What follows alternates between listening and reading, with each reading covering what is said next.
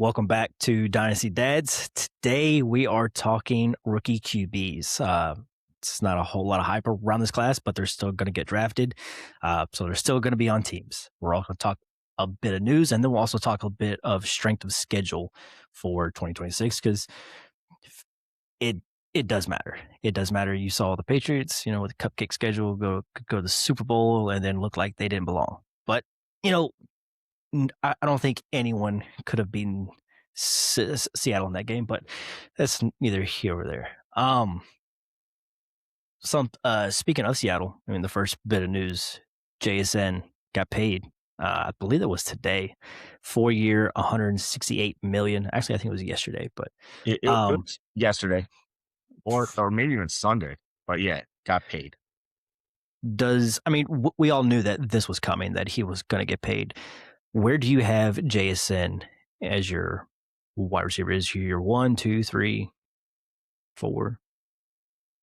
He's probably my 3 because I have Chase ahead of him, and I still, some in me just still has Puka ahead. But honestly, that's like flipping a coin. Like that's one of those. If you said, "Hey, you have Puka, I have JSN, let's make a trade," I'm asking for like a second, third swap because I want a little leverage. Otherwise, why do it? Yeah. It's a choice. Sure, you give me a second, I give you my third, and I'll take whichever one you want. Like you choose. But no, he was unstoppable, right? The only game that he sucked in was the Super Bowl because he got hurt.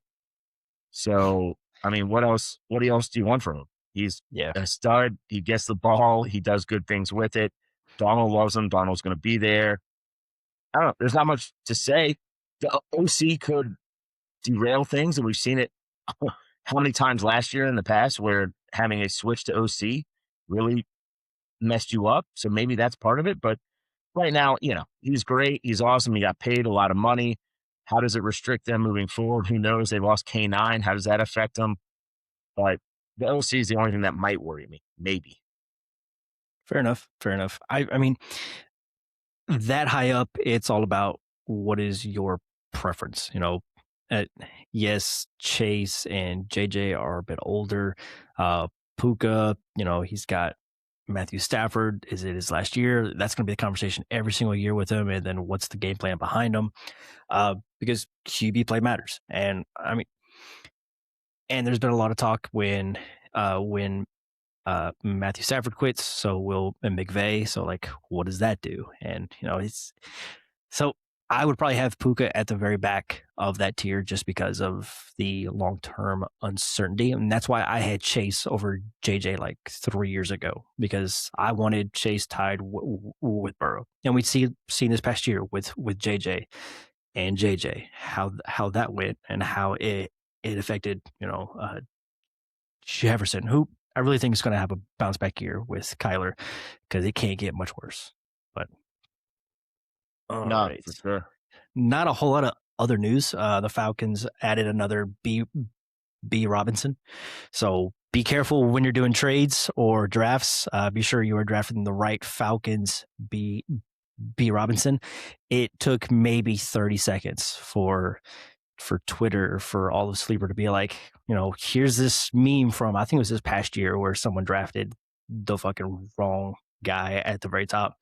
But it is going to happen, and it is going to be hilarious. I hope that doesn't happen in any of our leagues. But to be fair, we have this deal where you have to approve in the chat. Obviously, that would probably get caught then. But for other leagues that aren't as forgiving of mistakes, just be careful. The ranking orders will have him way below. I think it's a good get for the Falcons. I think it's really good for Bijan, and I think it's good for Brian. He's good situation, knows he's the backup. I think it was a win-win for everyone. They got him fairly cheap. Good for the franchise.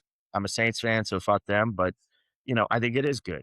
The other guy that signed, I want to know your opinion, but the fact that Hollywood went to the Eagles, is this setting up for an AJ Brown trade, or you think it's just they wanted a true third receiver? I've been calling for this for 2 years now. I feel like for AJ Brown to be traded, but they've come out and said that they don't want to trade him. But at the end of the day, does AJ Brown want to be there? And that plays a big part of it. He's a diva. He's going to voice his opinion on it.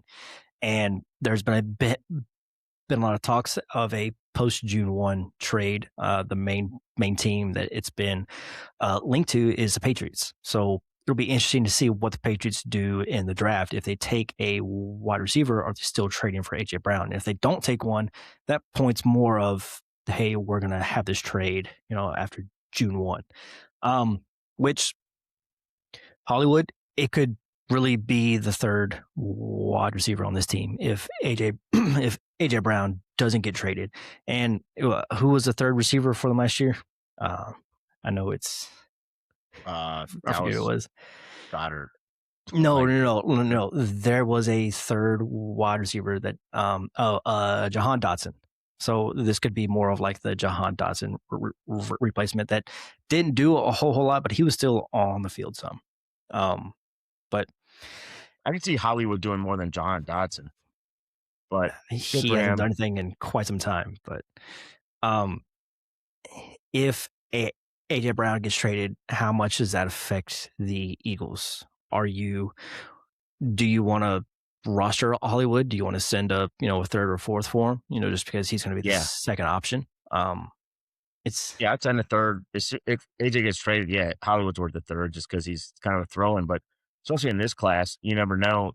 The guys getting drafted in the third round are like fourth string receivers, and Hollywood at least got a little bit of money. I think it was like $10 million, but that's kind of like the going rate for a wide receiver vet. Right. Yeah.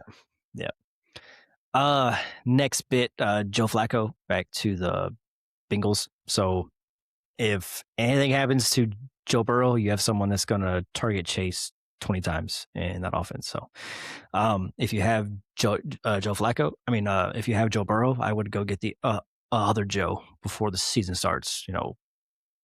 Throw in a trade. He might be on waivers at this point just because of his age. And after the season, people try to cut down their rosters to get ready for the draft.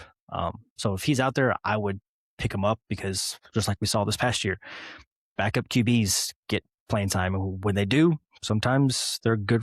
They're good for fantasy and they're basically free. Yeah. All right. That's about it for the news. Unless, Colin, you have something else. No, the only thing is strength of schedule. You want to jump into that? Sure. So I saw it come out, and this is of course based on last year's. Just quick highlights. The 4 teams with the hardest schedules, like 55% or 550 is what they say. So strength of schedule is the Chicago Bears. Second is Miami Dolphins. Third, Arizona Cardinals. And fourth, Green Bay Packers. The fact that Miami and Arizona just get absolutely screwed is laughable. I don't even know their actual schedule, but the idea that they're playing 2 and 3 of the hardest schedules just sucks. I know part of that comes to they're playing, Miami's playing Buffalo and New England twice, right? So that schedule gets harder there. And of course, I guess Arizona's playing the world champs. They're playing the Niners. They're playing the Rams. They're playing the Seahawks twice. That's tough. Yeah, Seahawks, Rams. So that clearly is what's biting them. And then on the before side, you move on that, Marv is with the Cardinals, and wouldn't that be funny if Arch Manning goes to the Cardinals, and then you have Manning and Manning and Harrison, just like you had Peyton and Harrison. I think that'd be pretty funny. But I think if Arch goes there, and then people start hyping that, his value goes up. So I'm all for it. It depends on what he does this year. If he has another shit year, then it's probably not really going to matter. Actually, either way, like he's probably gonna get a bump. Even if he has a down year, there's still going to be their Marv truthers out there, like myself, that'll probably bump him back up. Like, all right, now we have a good QB, even though Jacoby's shown that he can do a lot. So I don't know. It was just a fun storyline. Yep.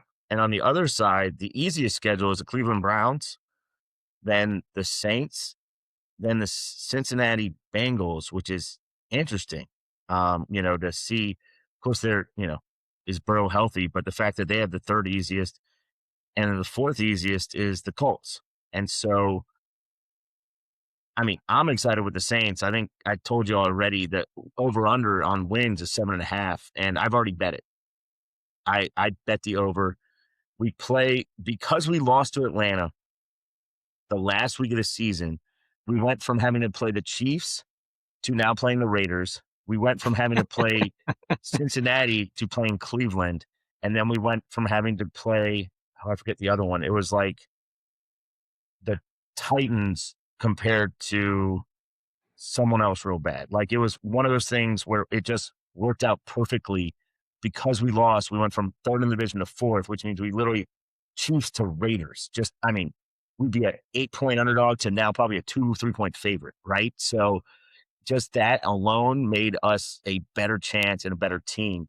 But it's interesting to look at for fantasy because it just shows a couple of teams might win more games than people think. But it also shows they might be a little more competitive. You should probably put money on the Saints to win that division. I'm just saying. And that's not a bad bet. Just the over under was the only thing that was out yet that I saw. Fair enough. It also shows that Cincinnati might have a nice bounce back as expected. The Colts, still not excited. I mean, the sixth easiest schedule is Detroit because they finished fourth. So be careful. That could be a quick flip, right? And we were talking offline, who could win the division? It could be Detroit purely because of schedule. Yeah. I mean, everyone beat up each other in the division, and then all of a sudden Detroit finished fourth, so now they get to play, like I said, maybe they play the Raiders instead of the Chiefs, right? And all of a sudden you're like, oh, shit, okay, yeah. No wonder they've won 4 games in the last 5, right? So yeah, that division's probably going to come down to the last 2 weeks of the season for all 4 teams. Like the last 3-4 weeks, it's going to be all right. Everyone's still alive for the division outside of a major injury, like a QB going down or something like that. But that's always the case. But yeah, no, I think schedule will play a factor. We saw it with New England. I mean, how easy was their schedule to get to where they did in the playoffs, to get to the Super Bowl and get blown out? It wasn't. It shows how much it matters, and it's something we said in our episode at the end of the year. What we want to look at going forward is the schedule. I brought that up. That was one of my 3 things to make sure I look at, and I'm bringing it up here again so we remember. Like, look at the schedule. As much as we might like players, look at the schedule. It matters who they play. So you're saying Shedeur Sanders is going to make the Pro Bowl again? Pretty easily. He might be the only one willing to show up again. I mean, it does give you a little bit of hope if you are a truther of Sanders. Like, it's going to be a pretty easy schedule, but he still has to perform. And the same with Shuck. I think Shuck is a lot better than Sanders. And then you look at guys around him like Olave and Travis Etienne. It's going to be those 2 guys for the Saints are going to be, the main focal points, and they're probably going to be good for fantasy. Obviously, those are 2 very, very good players for fantasy already, but they might have a little bit more of a bump because of the competition. And I brought this up in our free agency quick look. The Saints O-line should be pretty good. We're getting our center back. We signed the 19th ranked PFF guard from Buffalo, who, of course, as you know, did pretty well with James Cook and them. And then we have our 2 tackles now going into 3rd year and 2nd year, all of which scored pretty well, and did pretty well, at least from what I saw. So I'm excited, with that, with Shuck, with Etienne/Achan and Olave, and then drafting hopefully a 1st-round receiver. The offense could be clicking, and with an easy schedule. The defense is going to be worse. Yeah, and just something else, like the Bears. Like, everyone is high on all 4 of the main Bears: Caleb, Colston, Burden, Rome. Like, everyone loves those guys. That they go super high. Everyone is very high on them as far as value. Someone's not going to have a great year. Who's it going to be? If it's Caleb, then all 4 of them are probably not going to have the best year. But just say that Caleb is Caleb, and he takes a step forward again. Then somebody's probably not going to return on value. And it's very hard for 4 guys to be drafted very, very highly and then they all perform. It's just not going to happen. I would put my money on Colston being the best, and then Burden, and then Rome. That's kind of where I'm at with those 3. Do you feel the same? I mean, we saw what happened with Laporta when it got narrowed. So the real, his stock kind of took a hit and he was no longer a focal point. So is that something that happens this year? Well, I think they kind of showed us what they want to do in the playoffs this past year, where Colston was the focal point for most of those games. Um, he, I think he's the best player out of those 3 pass catchers. Which, if you look at the Lions, I don't think Sam Laporta is the best out of those options. I would say St. Brown, and then it's pretty close between him and Williams. So I think Colston is the best player out of those 3, and I think he's going to command the volume. And at tight end, it's a cheat code because a lot of our leagues are either 0.5, 0.75, or 1 point tight end premium. So if he's the most targeted player again, he's just going to have more points than the rest of them just because of the way that our scoring is set up. So he's the one I feel the most confident in. Fair. Based on tight end premium, yeah. But I think with the strength of schedule being as tough as it is, we saw when there's a team that has a good pass rush against him, talking about Caleb, he gets flustered. We've known that for a while. He makes some amazing throws, but he can also do some dumb stuff. Last year, the amazing throws came out more, and luck. They got pretty lucky on a few of these, Mm-hmm. Let's don't fucking be tell honest. me about it. I mean, you're a Green Bay fan, so you clearly know. What if the luck changes or ball bounces the wrong way or tip pass, more interceptions? They get frustrated. But no, right now Chicago's the hot team. Everyone wants to be players from there. So like they get a Hail Mary converted on them, stuff like that. Yeah, something fun. All right. They did the year before. That was the point. And then we saw what happened to that team. Yeah. That fucked up the whole season. Because I think at that point they were like 4-2 when that happened, and did not go well for the rest of the season. But all right, do you got anything else for strength of schedule? No, it's just something to look at, and of course things change, but it also means, hey, put your money down for Miami probably having the first pick. Pretty sure the Dolphins and the Cardinals play each other this year. So that's just gonna be a fun game to watch because of the implications. Whoever wins probably doesn't get the first overall pick, and Miami is doing their damnedest right now to make sure that does not happen. I think Arizona's going to win more games than people think, but that's probably fair because their whole defense was hurt. Literally, for most last year, 10 starters didn't play like 12 games on defense. Even if they show up healthy and they play week 1, they're healthier. So like, what if that defense that was okay at getting pressure is all of a sudden healthy with 2 receivers, a tight end, semblance of a running game, right? A couple O linemen that are decent. They might draft another O lineman. Like, I'm not saying they're going to win 10 games, but they can win 6. And that's, if you get 6, you're not getting the first pick. No. So, all right. Rookie QBs. The order that we're going to go is not, where I rank them. It's where they're projected to be drafted. So obviously at the very top is Mendoza. And then at the very bottom is Taylor Green, just because he's projected to go the latest of this batch. We are talking Mendoza, Simpson, Beck, Drew Aller, Garrett Nussmeier, Cade Klubnik, and then Taylor Green. I haven't seen anybody else get a lot of traction. It's just these main guys, and these guys have at least done something in college. Like I said at the very beginning, this is not a very high-powered class, but these guys are going to go somewhere, and most of them are probably going to take some snaps. And what are they going to be able to do with those snaps based off of their talent, what they've done in college, and how all that translates to the NFL.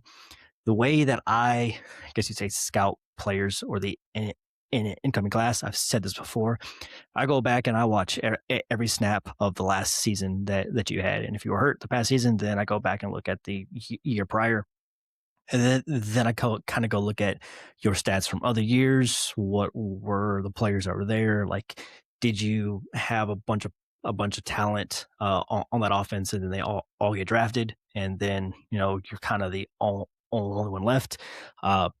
That hurts and that happens. And also, guys only have one good year, and then all of a sudden they're projected to go the first overall, like the guy at the very top. Like, he didn't really do anything until this past year.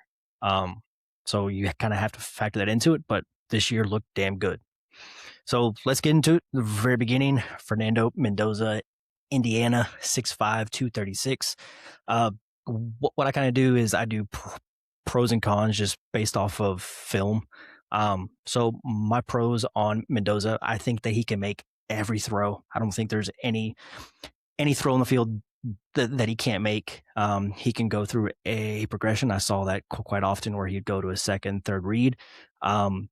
His arm strength is at average. It's not great, but he still has enough arm strength to make pretty much every throw on the field. When he throws on the run, his accuracy doesn't really fall off. He's cool under pressure sometimes. He didn't face a whole lot of pressure, but when he did, there was times it was good, it was bad. There were some great plays that he did make under pressure, but it was kind of a mixed bag with pressure, which is kind of what you see with a lot of QBs. So nothing that was horrible where he just falls apart under pressure. And he's going to need to be cool under pressure going to the Raiders with not a very good offensive line. So at least being average against pressure is a check mark for me. He can throw with touch. He's very consistent when he throws over the middle of the field. That's something that I look for. Can you throw over the middle of the field? Because if you can't, then it's very hard for you to take the next step. Yes, there was a lot of screens. There was a lot of other stuff on the outside, but that's college. But when he was asked to throw over the middle of the field, I thought he did pretty damn well. When he did make, throws, I felt like he was throwing to a spot. He was throwing to, like, if a wide receiver had a certain type of leverage, he would throw to the strength of that. He wasn't throwing to an area, which I saw a lot with some of these other QBs. They were just throwing to an area on the field. He can throw to a spot on the field. He's not scared to take a hit while throwing. He made a lot of throws where he was getting smacked, and they were still pretty good balls. He loves to throw back shoulder fades, deep balls on the outside, back shoulder. He is mobile enough and he can run. He's probably going to be a 200 to 300 yard per season on the ground at his best. And he's great in the red zone. Cons, I had everything was in shotgun, which will be a pretty big adjustment going to Clint Kubiak, just because a lot of that offense is under center. There's a lot of play action. Not saying that he can't do it. He just didn't do a whole lot of it this past year. He's got kind of an awkward throwing motion that I noticed when he winds up to throw over 10 yards. His arm kind of takes longer, and it's kind of a weird angle when he throws. Going back to that arm strength, it's not the greatest, but it's at least average. And on those deep balls, it was like 50-50. Some of them would hang up there for quite some time, and a lot of RPOs in that offense. What do you have on Fernando? He's going first overall. Yep. So I'm only going based on the Raiders, and they got a center. Whether you consider him the best, he's a top 5 center. He's great. Yep. He'll work with the young guy. Kubiak knows that will help. Who they signed? Like Jalen Reagor, right? Wasn't that their big wide receiver signing? Come on, that's not helping him. I mean, he was a first round pick. Okay, exactly. I don't think he's that mobile, so I'm really worried about the offensive line. And Indiana was well schemed, well coached, as you saw throughout the playoffs and through the season. I'm worried the first year is going to be bumpy. And now you say that a lot with a lot of first year guys, but I would hope he doesn't get super flustered and Kubiak can find a way to at least keep him upright somewhat, because he gets taken first. The second round, I hope they take everything I'm hearing. They might take a receiver, but I hope they take an offensive lineman.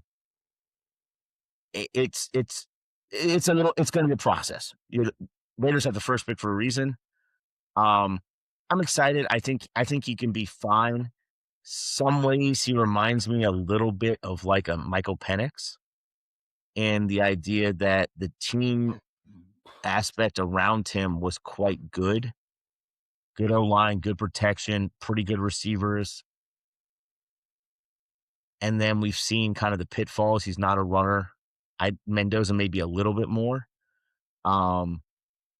Anyway, I'm not super high on it, more because of the situation in the O-line. If in the next 2 years they have improved that situation because they have cap relief and they find a way to maybe trade, Crosby away and actually get some picks and go from there, then even better. But better way, he's the first pick. So from fantasy, the real question to you, and I'm curious, he should go to 102, but is he immediately is he around QB 12, 15, 10? Where do you have him in Dynasty? He's going to have to be somewhere between QB 12 to I'd probably say 15 is where most people are going to have him. And where he's being taken right now in startups, as far as if he was going to be taken with the second pick, that's like the third, fourth round. That's where that pick's been going. And that's probably on the higher end of where he should be going. I mean, I would be more comfortable in like the fourth, fifth. I would rather have Purdy. Dak. Trevor Lawrence. Let me go down a little bit. More in the Purdy range. What about Baker? I would take him over Baker. Okay. So a little above that. I would take him over Goff. I think he's. Yeah. Now I would take him over Stroud. I would take him over Cam Ward. So he's kind of in like that third to fourth tier. Not as early as he's going in startups. No, that's what you're really saying. And that's what you get at this time of year when you're doing startups. Guys go higher than they probably should. You're hoping that he can gain value, and you're hoping that all these other picks can gain value, but you're drafting them pretty high up. So if they don't have the greatest season, like you just look at Cam Ward. Cam Ward was being drafted in that range this past year. Maybe not quite as high, but you can see now he's in the he wasn't that sixth high. round. No, he was probably fourth round. He was fifth. He went like middle of the fifth a lot. Would you? I mean, this year, I think his outcomes as far as production and what they can do in the field, he's probably somewhere between Shuck and Cam Ward as far as what they put on the field. And I would take him over both of those guys. And Shuck, we saw Shuck go in the sixth round of a startup not too long ago. But and a different one, I saw him go in the fourth. Yeah, that's too high. That's too high. I mean he's already 30, but as far as Mendoza, I mean, the thing is he's not going to be a runner for fantasy. He's not going to give you a lot on the ground. So he has to be a good pocket QB. He's got to throw for 4,035 touchdowns to be someone that you want to start as your QB1 every season. And that doesn't happen a lot. I mean, most guys are around the 3,500 to 25 passing touchdowns. Like it's so, and above average season is that, 4,035. He could do it if they add another pass catcher and work on that O-line. I think he's got it in him to be a good QB2 for fantasy every year. Yeah. So. Just the last thing on him, for me, I think he's probably, everyone's going to take him. He's the only quarterback. So if you need a quarterback, he's the one you really got to take. I know we're going to go through others, but he's the one that's guaranteed the spot in the job. I think year one, he's probably outside top 22 quarterback. Like, I just don't see it year one, and then you hope he makes the jump. So for me, part of my thinking is if you actually like Mendoza or think he can be good, is trying to find a way to jump back in on him after this After. year. Yeah. And in other words, Just like not Cam by Ward. what? Just like Cam Yeah, Ward. Like you got it. almost Like, everyone thought that it wasn't gonna go well because he didn't really have anyone to throw the ball to. And, they add in Wanda Robinson to be their one. It's like, all right, that's something more. But somebody. if they add Love in the draft, then I think people are going to be more in on Cam Ward, just because of what Love can do Yeah, out the of the pieces got backfield. better. Yeah. So, yeah, he. So you're saying that he should go as the second pick. What's the range that you would think that he would go? Like, 2 I'm to okay. 4, but he should go second just because Superflex, you need quarterbacks, and you're drafting that high, that usually means you don't have them. And if you don't have them, he's the only one to take. And here's the thing: do you try and wait till next year where there's more quarterbacks? Yeah, I, he's going to I go would take down. Mendoza because I think next year he's got a year under his belt, same system, same coordinator that we love, same working with Brock Purdy, same center, with now adding more talent. Yeah. And so I would take him at 102 if I'm struggling or need a quarterback, partly because taking him this year means next year you don't have to take a quarterback. And two, your team's probably going to do worse. If you had the true 102 pick, your team's going to be worse and give you a better pick. Yeah. That's fair. People might not want to hear that, but that's reality. Yeah. Yeah. That's fair. All right. Moving on to the next guy, Ty Simpson. I've been seeing a lot of reports that GMs think that he's the better QB in this class than Mendoza. I do not agree with that. It, some are saying that he's probably going to go in the back end of the first. I hope not. Well, actually, I hope he does. So he'll bump up in drafts, so I can take some of the other guys after people take them. But Ty Simpson, I mean, my pros that I had on him, his short to mid accuracy is consistent enough. He's mobile in and out of the pocket. He maneuvers in the pocket very well. He keeps good footwork, and he tries to look for an open receiver. His best throws are over the middle of the field and go balls down the boundary. It helps when you have two very good. Well, it helps when you have good deep ball catchers, in that offense. His mechanics are pretty good. I liked his throwing motion, his footwork, and he reads zone coverage fairly well. As far as cons, my list of cons is a lot longer than his pros. He really wants to throw to his first read sometimes when he shouldn't. Like if it's completely covered, there was so many times where I saw him just throw it anyway, and they got picked off. His deep accuracy is all over the place, except for when he does connect with a good receiver. But for the most part, his passes were all over the place downfield. He struggled on any depth on out breaking routes towards the boundary. He panics quickly. His arm strength, I think, is a little bit worse than Mendoza. It was also, again, almost all shotgun, which is something that you're going to see in college for the most part. He throws a lot of very bad picks, and pressure. It speeds up his eyes a lot, and he throws bad passes. So I just don't think he's going to do well at the next level if he doesn't have a great offensive line and they aren't asking him to throw it downfield a lot. So what does that comp to currently? I mean, there's not a lot of QBs in the league that have that type of profile that do well. And so I don't think he should be in the first round. Someone's Is that probably Sam going to take him. Darnold coming out? I think Sam Darnold had a better deep ball. But okay. I'm just trying to make comps. I'm very similar to what you have of if he went in the Rams draft him to be a pure bench guy this year and start next year could be great, especially if McVay decides to stay. Yep. If he goes to the Jets and the Jets decide you're a QB week 1, the Jets have really drafted him so they get the first pick next year. Yeah. And they already have Geno. And yeah, that's also true. Man, yeah, that would be interesting. Anyway, what that really means though is the situation is going to be very, very important for this guy.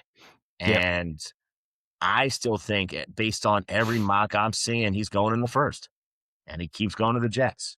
That's a mistake. So what does that mean? It means to me, as much as I try and give GMs the benefit of the doubt, they make dumbass decisions, and this would be one of them. Yeah. I mean, and I don't think there's a chance in hell that he gets to the Rams because the Rams don't have a first-round pick, and they're picking at the back of the second. I don't think he's going to make it to the back of the second. Wait, I thought they had 2 first-round picks. They have one at like 13 or 14, but there's no way that they use that pick. And where did they use their other pick? What was that trade again? They traded it to the Chiefs for Trent McDuffie. McDuffie, right. But they have another one. Anyway. Yeah, it's at mid-first. Yeah. It was from the Falcons, yeah. Yeah. That's what I thought. And they can maneuver around. It's just, those are the 2 teams that probably will do it or would do it. That's why when we're talking about these rookies, and I'll continue to say, I really base so much of my opinion now, just after doing Dynasty, many years, on draft slot.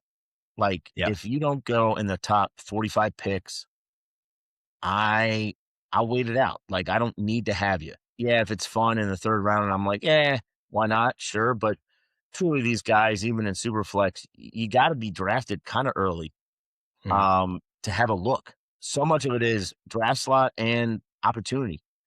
And, a guy like Simpson sounds like he's going to get the draft capital, might get some opportunity. But if he goes to the Jets, what kind of situation is that? Like, we all know Glenn's fired after weeks 5, 6. So what's the point? Like, is this a Josh Rosen situation? That's what I'm worried about. If he goes to the Rams, his stock should go up. Yeah. So so many rookie drafts happen after the NFL draft, and because of that, I'm going to wait and see. That's fair.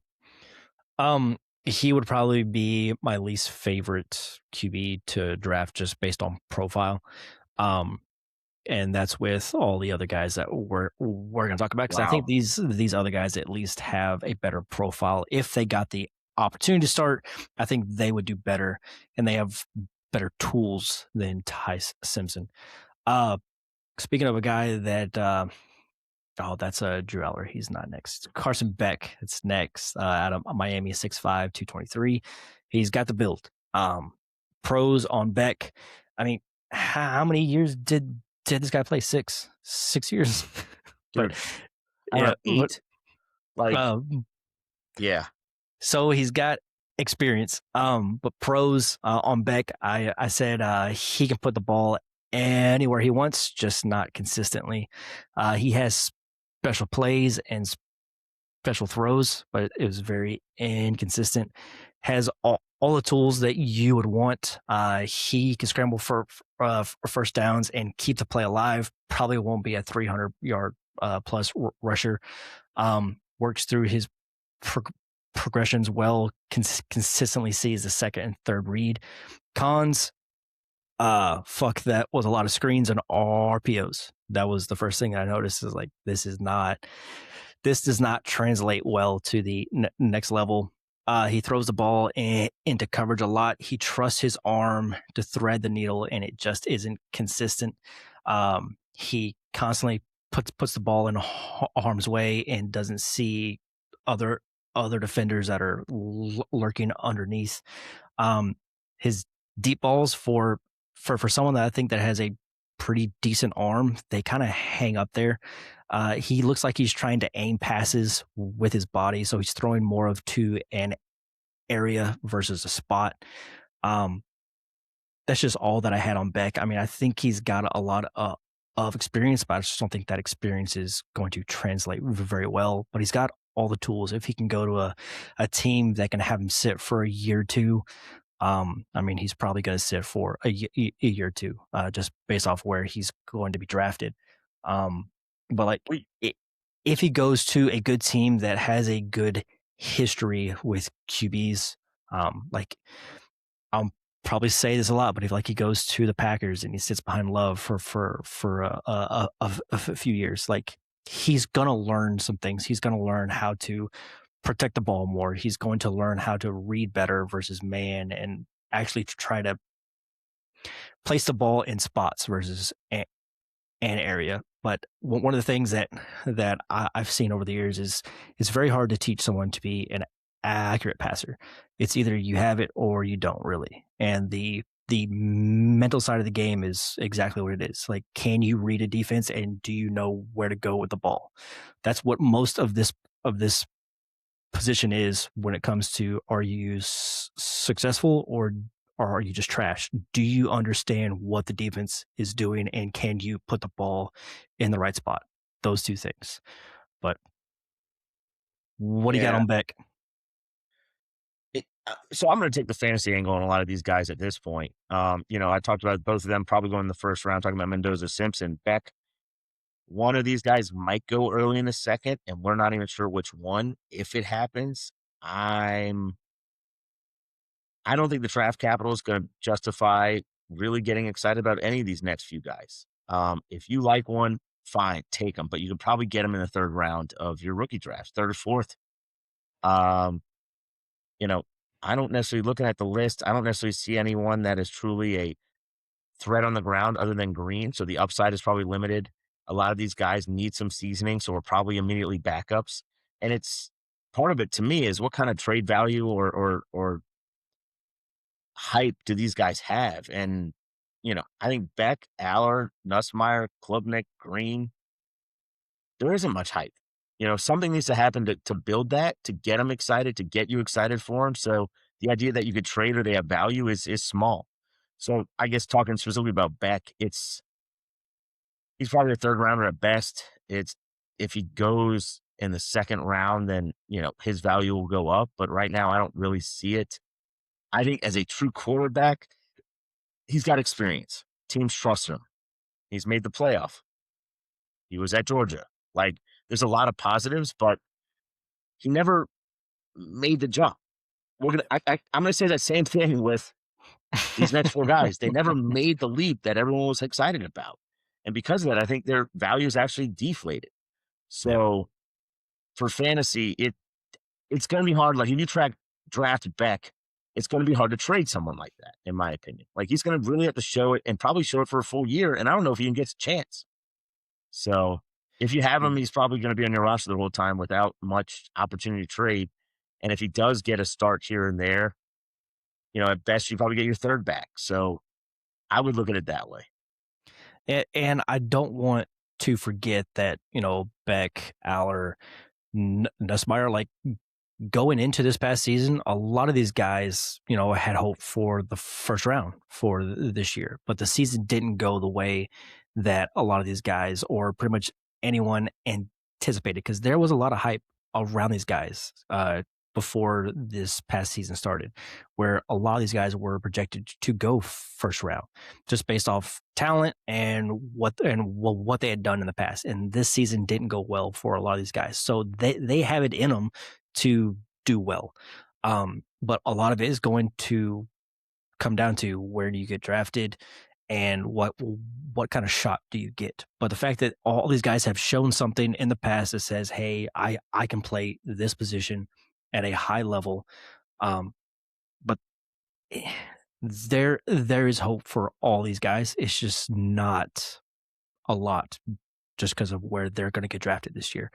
And, out of this group, like, this is probably the group that I feel like probably has the best shot to really do anything if they get the opportunity, but they have to get that opportunity. So don't need to say that 1,000 more times, that they have to get the opportunity. This is like, what could they possibly do if they got the start if they got an opportunity. Say the guy in front of them goes down, and they've got to play for 3-4 games. Okay, that 3-4 games can get you a $60 million contract. You just look at this offseason with Willis. He was worth nothing a year ago, and now that he has shown that he can run an offense and do well. Now he got a big contract. I don't call it big, but he got more money than anyone thought that he would before the season started, going into free agency. So if they get their shot, what are the tools that they have, and what kind of traits do they have to be able to succeed and make the most of that opportunity? Because none of these guys left are going to get a shot day one. That's just not going to happen unless they go to the Jets. Like if any of these guys, if any of these guys go to the Jets in like the third, fourth round, like they have a shot to start. So what if one of these guys goes in the third round to Cleveland? Why would they keep doing this? Why would they keep? Dumb franchises make dumb decisions. We talked about this all the time. The ones that we think, I'm always like, these guys are $1 million billionaires, make dumb decisions. $1 million it's like billionaires. Well, the $1 million coaches and GMs with the $1 billion owners is kind of what I went in my head. I jumped real fast. Yeah, it's like they make stupid decisions all the time, and it always shocks me. It's like, how do these people turn into billionaires? Anyway, that's a totally different. But because they know money and not football, so it's hard to and managing stuff. Yeah, that too. Ugh, it's ugly. On to the next guy. Before this past season started, there was a lot of comments to like Josh Allen, like this is the next Josh Allen type player, which he's got all the tools to be Josh Allen. But Josh Allen is one of one as far as all of the tools that he had and then the outcome. So Josh Allen, it's not going to happen again, or we aren't going to see it coming again, just like we did with this with Josh Allen. But Drew Aller out of Penn State, 6'5", 228.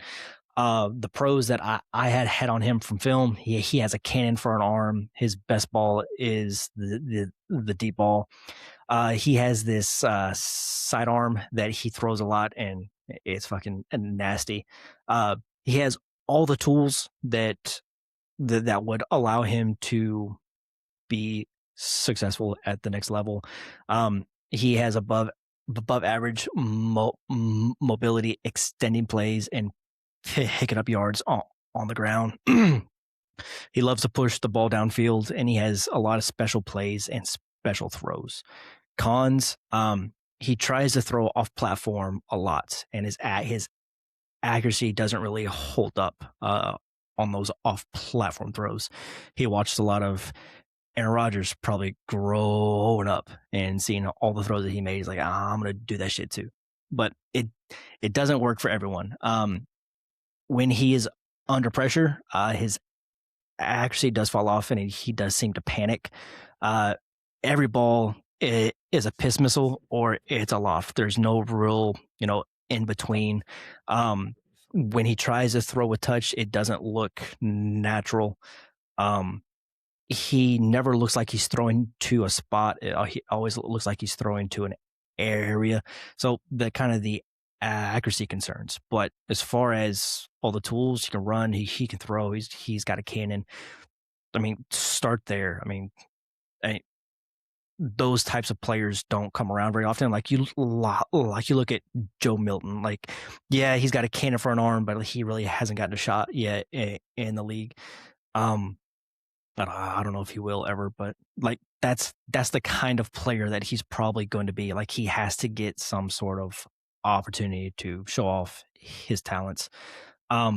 He's probably my third QB that I would draft just because of the tools, and like we said, it's going to depend a lot on where he goes. But what did you see from Drew Aller? Wasn't he hurt a little bit this year? That's what I'm trying to remember. I believe so. Yes. Yeah, a few games. I mean, I just remember him being the hottest. Oh yeah. Thing ever, and like right after the 2023 season with him and Nick Singleton, they're like, oh, they're gonna win titles. And then last year they looked awesome, and then this year it's like He lost to UCLA? What? Anyway, it's one of those, the situation sucked, he got hurt, nothing looks good. The problem is, like I said, it's draft value, and I don't think he has it. And so if he's not gonna get drafted in the first 40, 45 picks, that means it's gonna fall all the way down to a third rounder. And some people will like LR as an option, as an opportunity, but he's gonna need to see a chance. Now, if he's the one that Cleveland takes in the third round, I think his value goes up, and I'll say that about anyone. For fantasy, I looked at his stats a little bit. He runs a little bit. Maybe he can be like a 300-yard rusher, maybe a little more because of what he's done, and then you extrapolate number of games, etc. Question for you: I keep seeing he's 6'5". Is he actually that tall? That's what I got from the combine. The combine showed that. Okay. Yep. I mean, realistically, 6'5", I think he's like 230, 235. I'll get what the combine weight was. What do they have him listed? 228. So I pulled all these height weights from the combine. From the combine, which is the best value you can get. Yep. I mean, it's prototypical size that they always talk about. And then we've seen some of the short guys really struggle. So someone will give him a chance. It's really when or where and how excited people get about him. But I think a lot of it comes down to that, where it is and how he gets drafted. For fantasy, because he can run a little bit more and because he was hurt his senior year, I didn't see all the downside. I'm definitely a little more excited than maybe like a Beck, because I think he has upside to actually perform and do something. So we'll see, But like I said, this quarterback class isn't as inspiring as some of them have been. The values were high, and now the values, people think everyone sucks. Part of it is just trade value, which I'm always worried about. I don't think he's going to get it. Yeah. And, before this season started, a lot of these guys were, projected first round, and he was one of them. He was one of the guys that was, all right, he's going to have a good season. He's going to be a top QB next year. And he is a top QB. It's just as far as, where he's going to get drafted, it's not going to be at the very top, and everyone's down on the QBs this year.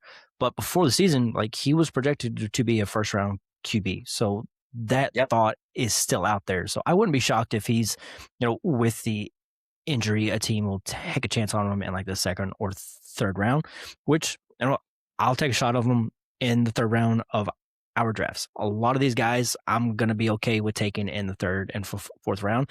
That's where they're going to go. They're going to go straight to my taxi.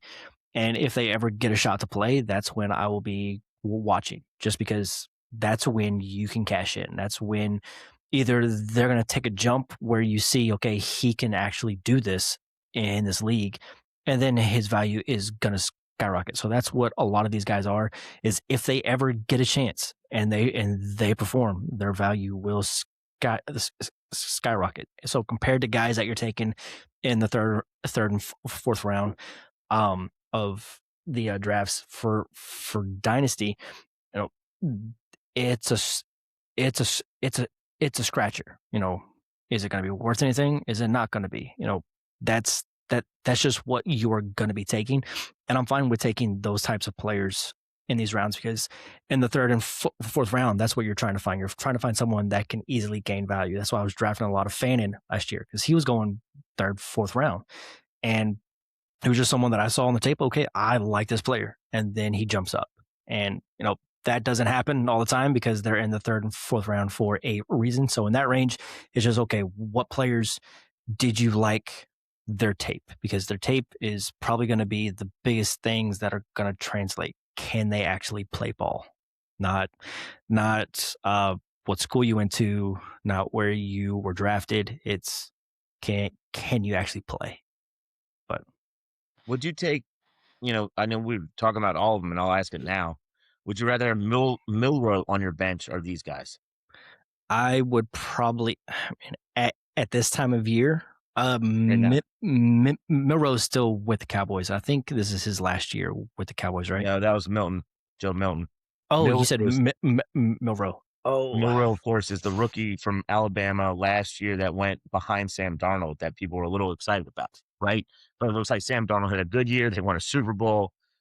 He's going to get paid. So Milroe is going to not be the I starter. would say Milroe just because of if he plays for fantasy, he's going to be good because of what he can do on the ground. And that's what, so like at the very end here, when we talk about Green, like he's probably going to be the last QB of this group to be drafted, but he has the highest upside for fantasy because of what he can do on the ground. Now, whether he can actually play the position, at a high level, he's probably not going to hold a job for very long. So these guys that we're talking about right now are guys that if they show that they can play QB, they're going to have QB2 value, for a while. If they get a second contract, if they get a starting job somewhere. But to absolutely break fantasy, it's guys like Green, it's guys like Milroe. Like kind of when we go back to Jackson, like he wasn't really thought of highly of a good QB. People were asking him to change to wide receiver, but he still ended up going back of the first round. And it turns out he can play QB, and he's a cheat code for fantasy. So those are very, very rare. But like if you look at like Hurts went in the second round. He was good on the ground. There was questions around his ability to play QB, but once he got his shot and he got with a good scheme, he was someone that was going to be on the field for a very long time just because he could do both.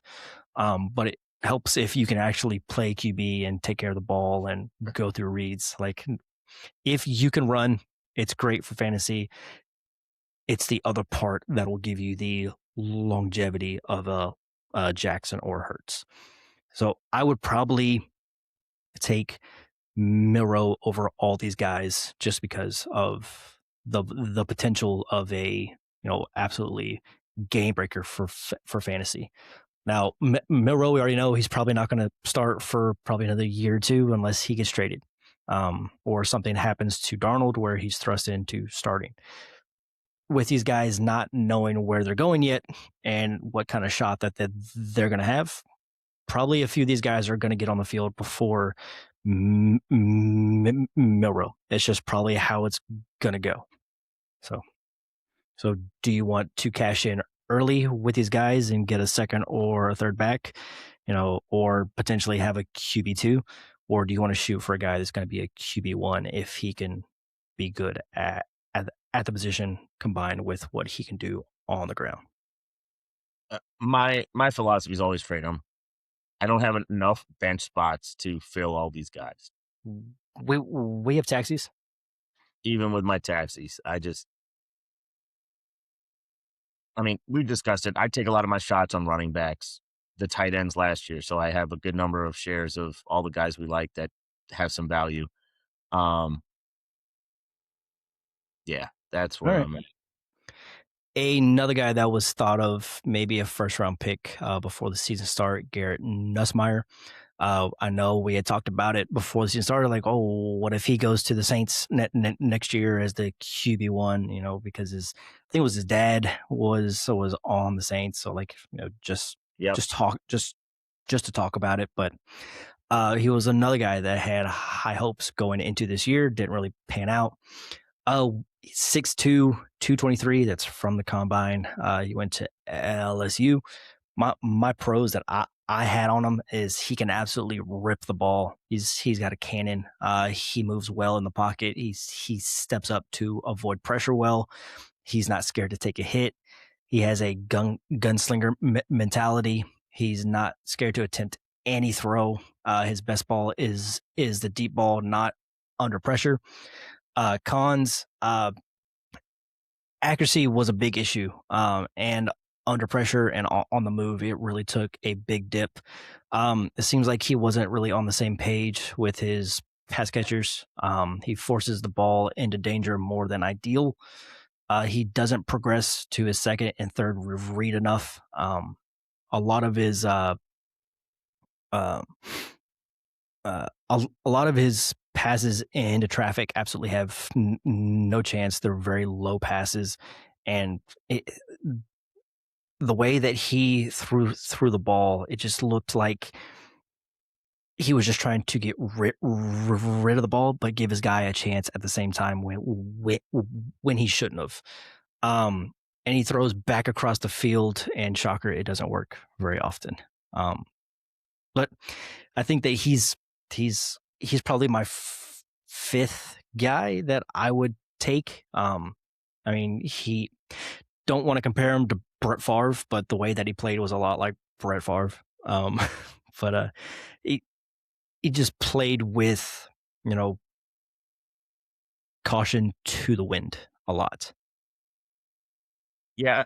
I mean, he was LSU, so I watched a lot of his games, right? Especially, I got to see it. Either he's not good at all, or he was truly injured pretty much week 1 on. And I think it's probably that side because he was much better the year before. Mm-hmm. And then after that, I mean, Gus, if all you watch is this year, it looks like he can't even throw a ball. Yeah. Like half the time. You're just like, what are we doing here? The receivers at LSU weren't great, but they were better than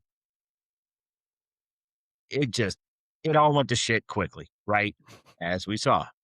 We got a new coach, which everyone knows. So what does that mean? It means to me, Nussmeier is going to be a project for someone. Could he turn into something fine?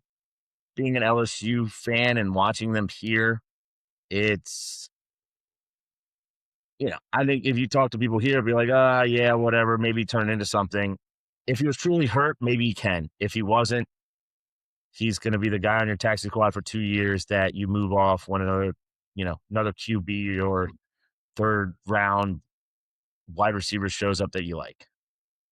That's fair.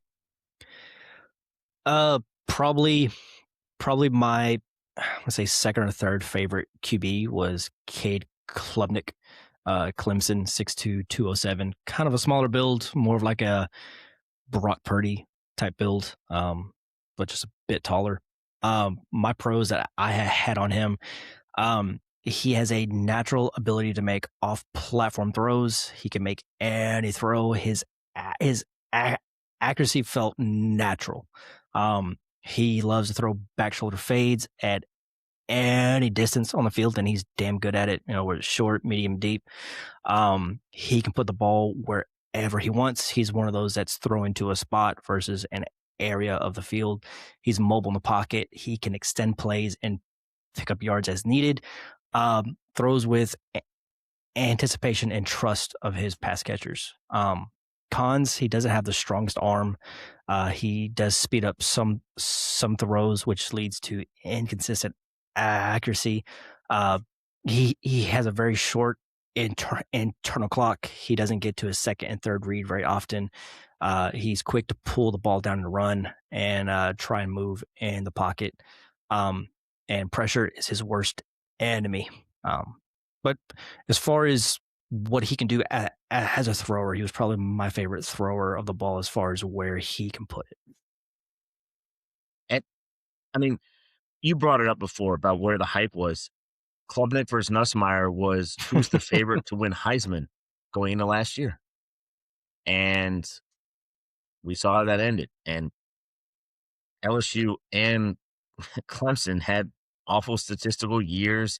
All their guys get hurt. Like in the draft, they're getting their stock is tumbling. Yeah, it's not a positive. I thought Klubnik would be better than he showed last year. What does it mean? It means maybe.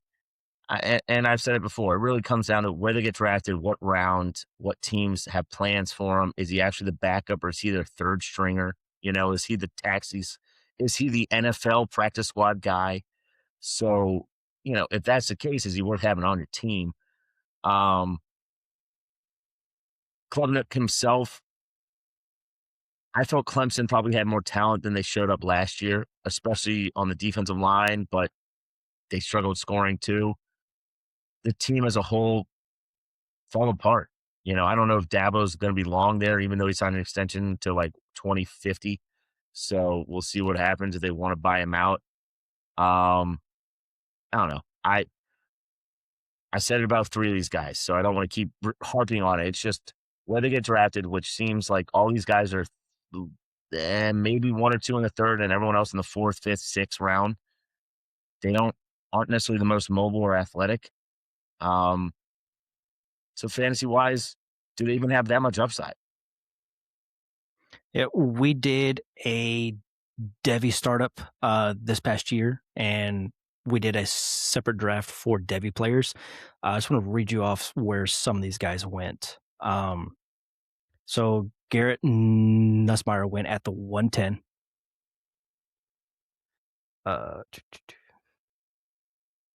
So he was the first QB taken besides Arch. Oh,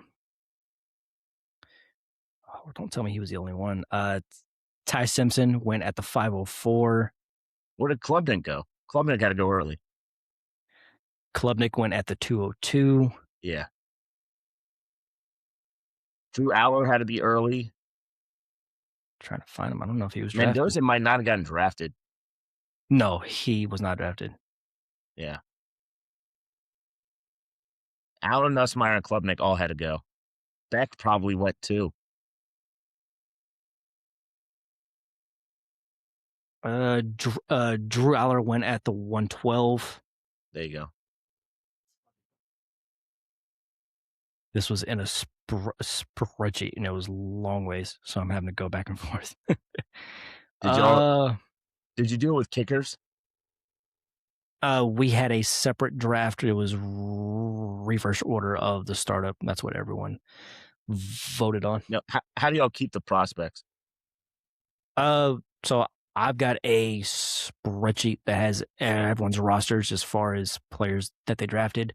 And then how we're going to do it going forward is there'll be one big draft every year where you can draft either players that are still in college, or you can draft the incoming class into the NFL. So say the 101, say you want to take Mendoza, Mendoza is still available. But yeah, those were the only QBs. So QBs. Sellers probably went. Sellers was on there. Kate Clifton, we talked about 202. Arch went with the first overall pick. Since we're talking Devy, Gus, one suggestion for you that I did. So I've done a couple Devy leagues. Mm-hmm. They're not my favorite, is what I've learned, just because I don't watch enough college ball with life. It's the same for me, but people were one suggestion for it that I liked is one of my leagues added kickers. There's no kicker points. Kickers are your Devy person. So in other words, in a trade, you know how you can put a nickname what we did for them? was guys that don't play in the league anymore. You pick them up and you rename them as the player that you have. Well, so you have to nickname them, right? So the nickname is what we use. So yeah. And it made it easy because then you could just straight trade them, which was nice, and be like, oh, cool, I got this guy now. Yeah, that's kind of what we did too. Where you like someone has Drew Brees, you can pick him up and he's going to be someone else. But I also have the spreadsheet to track trades and draft and their whole roster. So if anything happens with a player on the roster, they accidentally drop that player, you don't just lose that player. I've got a spreadsheet that everyone can see. But yeah, I guess there was those are all the guys drafted that are coming in. Love went at the 109. Who went 101? Arch, then Jeremiah Smith, Ryan Williams, DJ Lagway, Cam Coleman was the next one, and then Sellers, then Nick Singleton. Yeah, Singleton. Oh yeah. Tate went. Carnell Tate, and then Love. Nice. TJ Moore from Clemson. Yeah. Then Drew Aller. Yeah, and then Love was right after Tate. But yeah, nice. So these guys were thought of highly going into this year. So don't forget that these guys at some point had a lot of value tied to their name. So they had the value at one point, and just know that that's probably that they have a better shot than probably Taylor Green to do anything at the next level, who is the last guy. Did you want to add anything on Cade? No, I said enough. All right. Taylor Green, 6'6", 227. We all saw him run the 40, and dude is crazy on the ground. Those are probably his biggest pros. He is a dangerous runner, will be an elite runner if he ever gets a shot in the NFL. Shows that he can throw with touch. Not everything is a fastball. He has all the tools to be great for fantasy, not necessarily great for the NFL. He has above average arm strength. He outruns the edge defenders a lot. He can make pretty much any throw. Doesn't mean it's going to be where it should be. He can put the ball wherever he wants on the field, as far as strength, but as far as throwing to a spot, it's just not there. He's great on play fakes. He hides the ball, and he has this sidearm throw that he does that looks nice, but it doesn't really transfer well for fantasy. Cons, he forces a lot of passes into coverage than you would be okay with. His accuracy is questionable. It looks like he's throwing to an area of the field versus a spot. He runs into pressure a lot, and he also runs backwards a lot, which is not good. Just look at Shedeur Sanders. Sometimes he'll short arm a ball and it will just be nowhere near the guy. He's quick to take off a run, which is his strength, but he doesn't ever really go through a progression. He looks at his first read and takes off, and he doesn't really read coverage that well. So he's got a lot of tools, but as far as the mental side of the game and his accuracy, it's questionable. So he's probably never really ever going to do anything for the NFL or for fantasy, but he's going to look nice on your taxi squad. That's about it. I mean, the real question, does he ever get like tight end eligibility and turn it into a Taysom Hill? I mean, yeah, that's the exciting part about him for me. I would put the probability that he plays another position besides QB higher than him ever being a starter. And that's why I bring up Taysom Hill. Like, yeah. I mean, based on what I saw and am hearing, and that's the hype. That's the real. That's him. He could be the next Taysom. And everyone says there's no next Taysom, but this is kind of that guy where Taysom Hill is the best football player ever. So like, there's never ever gonna be another Taysom Hill ever again. I mean, love it. Come on. I'm a Saints fan. I wouldn't even say that. As a Saints fan, cool. Like you have to have some stock in that where like dude could do everything. You could put him at Mike Backer and he'd fucking ball out. Like he could play run around and hit people. He could play any position on the field and do it at a above average level. And it was fun to watch him play. I'm pretty sure he's done now. This was his last year. I'm pretty sure he's already said it. But yeah, he's done. QB, back, tight end, wide receiver, cover kicks and punts. Like he can play defense if you want to. Like football player. He's the best football player ever. But getting to Taylor Green, could he turn into something like that? Or could he, the real question I always ask is sometimes these young kids are like, no, I'm a quarterback. And it's like Jackson. It doesn't take long to realize, do you want to make it in the league or not? And so, yeah, because let's be honest, could he take 5 or 6 shotgun snaps and run the ball 3 times, hand it off twice, and throw 1 or 2? And be like a little package like the Saints and Sean Payton did with Taysom Hill forever, and then his career, let's be honest, could the Broncos draft him and be like, hey, we're going to have a Taylor Green package just to make it tougher on defenses? And, maybe that works. Maybe it's something they do. He reminds me a lot of, Terrell Pryor from long ago, and he ended up playing some wide receiver towards the back end of his career. Pryor have like 1,000-yard season? Yeah, that's what I'm saying. At receiver. Yeah. That just shows the athleticism. And yeah, Yep. maybe I don't know if he's there, but it's fun to talk about, but we talked about him enough. I'll be probably taking him with some fourth round picks just because he's a fun player. And like I play a lot of Madden. So like he would be the guy that I would draft in Madden because I'm the one that's throwing the ball. I'm the one that's deciding where the ball's going. So like I would draft him and like, okay, he's got, the best speed in the league at QB. I can run with him, I can throw with him, and he's got a cannon. So I can build everything up.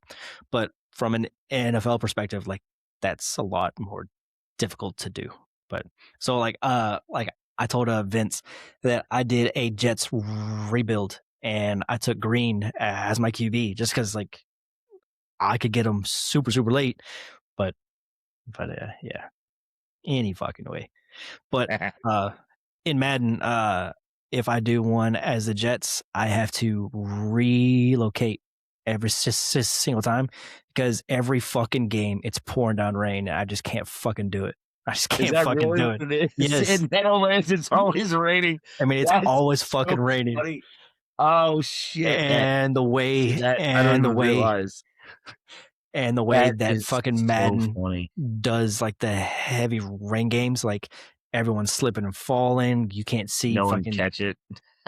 10 years 10 yards downfield. It's just Hey, brutal. it's great. In Madden, you could build a new stadium or build a roof. Yeah, but I would rather get out of New York. Like I've went to, I think the one I did, I was the Alaskan Huskies, just because, Just get But out and then get in a dome. yep, yep. But yeah. Are there Great. any other QBs that you even care to mention? No, I mean, On to 2027 for QBs. yeah, Same thing that we just did this past year, where like all this next class of QBs is going to be great, and then they're all shit. Yeah, the next QB class. Well, everyone thought this QB class would be good, but some of the guys that That's what I'm saying. had upside actually stayed. I'm talking Arch and Sellers because of the running. So, and then you add more to it, and then of course all the receivers that we literally just said in the Debbie League. So we'll see. Yeah. Uh, do you want to do some dad advice, or is it my turn? I'll do this one. Because it just happened today.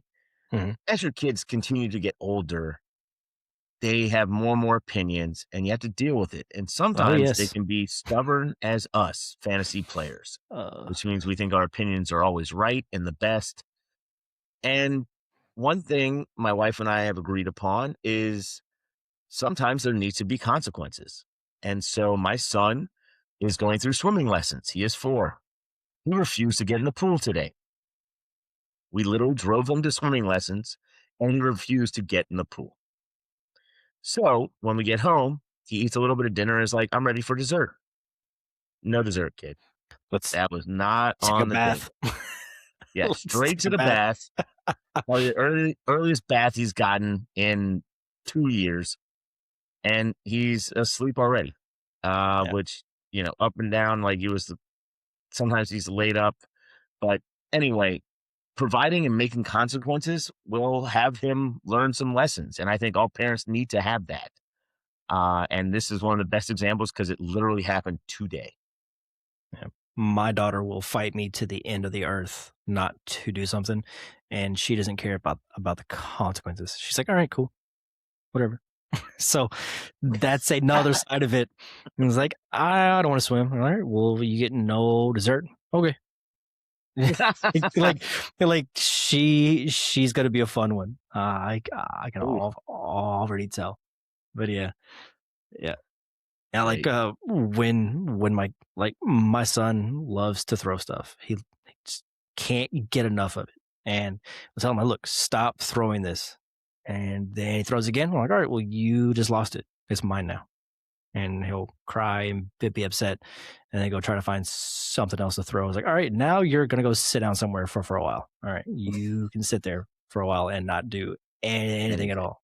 Yeah. And then after a while, he's like, I'm sorry.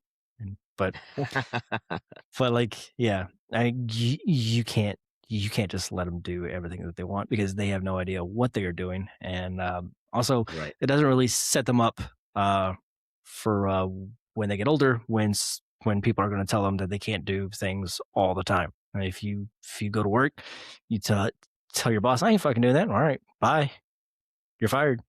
You don't want to get in the pool? Cool. Yeah. All right, Gus, I have one last question before we get out of here. Oh, shit. Here we go. Quick prediction after free agency has moved. 2 teams in the Super Bowl and who wins it? Oh, let me look over here. This is so offhand, not prepared. Just hit me up. I won't say the Packers. Okay. I'll say the Rams from the NFC. AFC won't be the Patriots. I'll say Chargers. Chargers and Rams. Okay. I'm going to look at the easiest and toughest schedules because I think that'll play into it.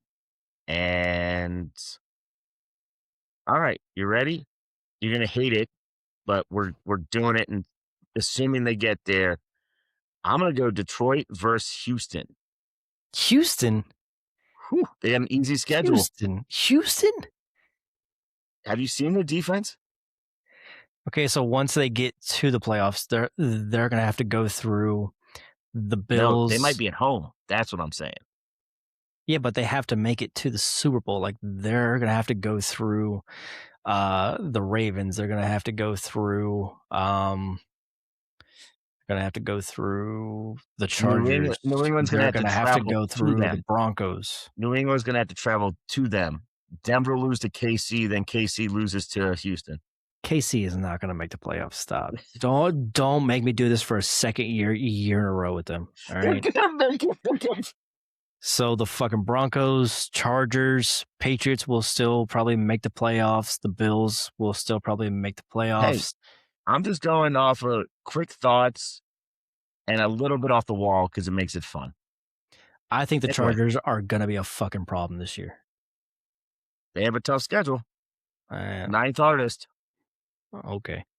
Let's pull up the one from last year. That's what I want to see.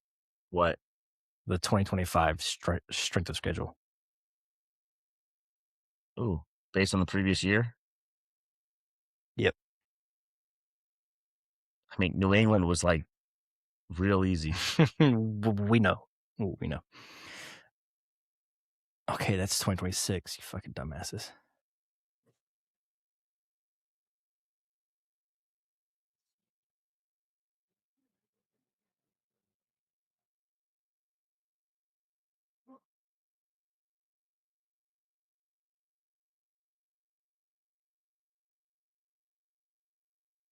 All right.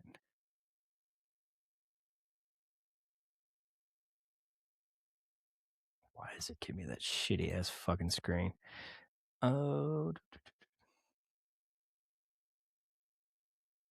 Giants had the hardest. I think that was it. The math checks out on that one. All right. The second highest. Chicago was 3rd highest. So the Chicago was 3rd, Philly was 4th, Dallas was 5th, Vikings were 6th, Green Bay was 7th, Commanders at 8th. Bottom. Oh, that'll be San Francisco had the easiest, but they got injured. Then the Saints. That's not that exciting. New England. The Patriots, Titans. Really easy. Titans, Carolina, which is how they won the division. Arizona, Jets, Colts, Jacksonville. Which they started on a hot streak. Jacksonville ended up winning the division. Seattle. Yes, Seattle. Like all these teams are right around where. Well, like the Rams were 17. Denver was 15.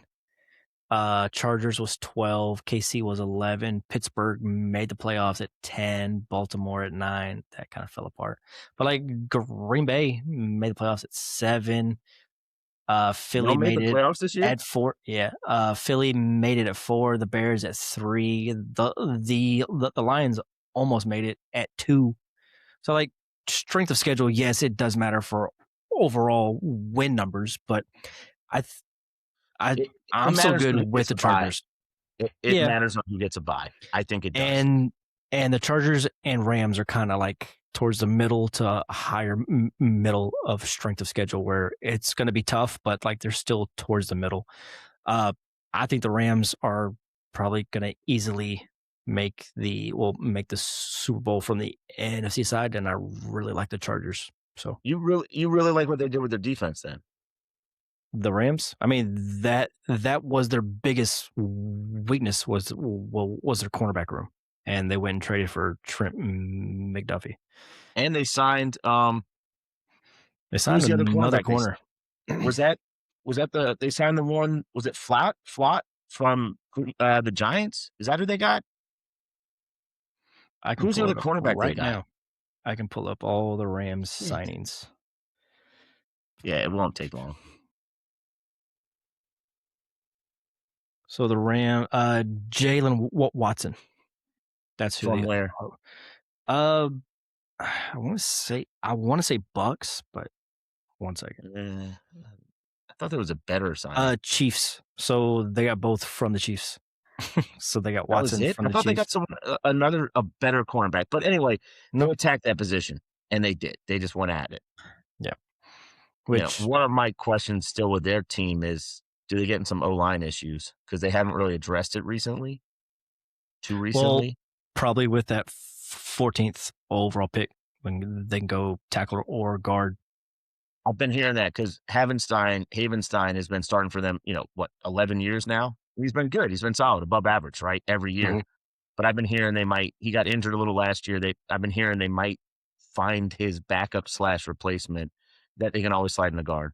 So, did you see who the Saints just signed? Why am I scared? It's a QB. Oh, no, who? Zach Wilson. Hey. What? Fine, sure. I mean, let's be honest. If we don't hit our over-under of 7.5 games, there's a good chance the coaching staff stays, but there's a good chance they get to draft their quarterback next year. Like, all chips in, make a trade for your guy. Jordan Love. You said my guy. I get what you're meaning. I get you. Yeah. All right. All chips in, go trade for the QB you want. Yeah. But yeah. Anyway, long past due. But good episode. Kind of tough to get through, but I'm happy we did it. Yeah, the QBs, not the QBs, the backs will be more interesting to talk about because I think there's more ambiguity with the next 3 to 5 guys after Love. I think there's a lot of depth at the position, just not high in talent. So, yeah. Well, maybe if Price goes in the first round, ugh. Yeah, but you said that you don't like Price. I think he's fine, but Clyde Edwards-Helaire was probably a better pick back then than Price. I don't know. Damn, that's Price that doesn't look good for Price. If his comp is CEH. Oh, it won't be. Price caught 6 balls total this year. They're completely opposites. I'm just saying, yeah. Yeah. For fantasy, it might work out, but nah. I really hope it doesn't happen. Yeah, there might be there'll probably be another back that goes in the first round of our drafts, then probably another 3 or 4 that go in the second round. So there will be depth. Yeah, late first, early second. I honestly think probably 3 running backs go in the first. Just someone's gonna like Mike Washington's athletic ability, and he goes in the early 3rd round to, I don't know, a decent team, and someone's like, perfect, he's my 110. I think that's what happens. Actually, it happens every year. Cam Scatterbo. People love them. Right? So I traded a late second for Cam Scatterbo after he got hurt, and I was fine. I mean, I was more than happy with it then. And even if they take Love, I still think he's going to have some value.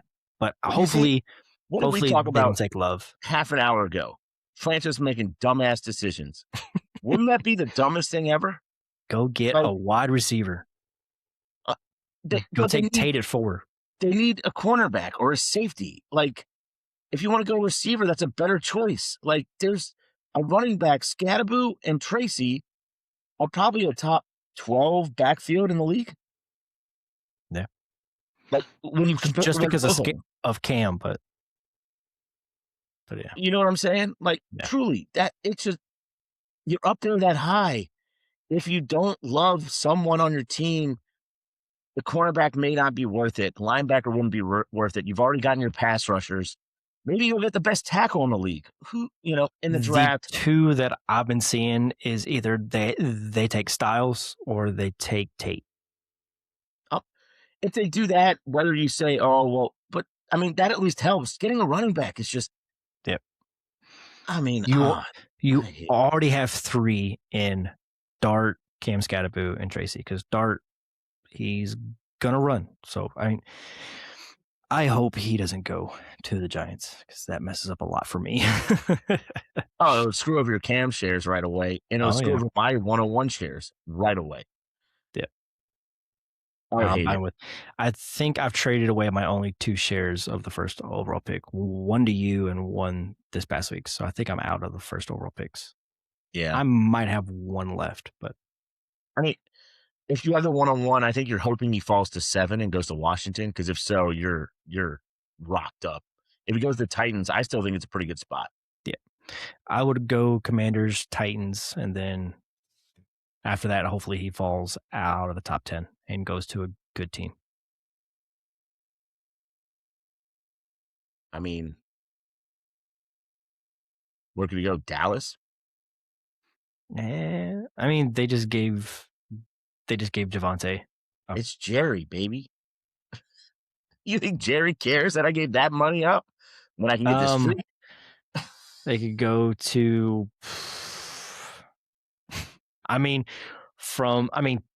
He could go 10 to the Bengals. Oh, that would absolutely crush so many Heat Browns. Oh, all right. Let's end on a positive note. Let's just say he goes to the Titans and takes over the job, and everyone's okay with it. Sweet. Next week, we're doing a startup review of Dad's 32. Then after that, we'll do the RBs. So having a bit of a break between prospects. Going to do that startup. That was a best ball draft, which was pretty wild because the first round was heavy on non-QBs, but we'll talk about that. All right. I guess invite me to the league or something so I could see the draft board, or send me the draft board. I'll send you the draft board, and then after we got to talk trades too, because that's always part of the fun. Yeah, I don't know if you could send me that or how, but yeah, send it to me and we'll go from there. All right, thanks, Gus. What you can do is go to the website, and it'll have all of the transactions from that league. So if you want to see any other trades that went down, it will be in the transactions on that league. But all of them during in draft and everything? I believe so. Let's check right now.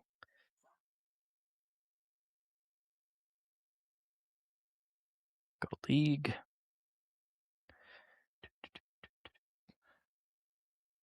Trades and waivers. Looks like there's 45 transactions so far. Yeah, there was.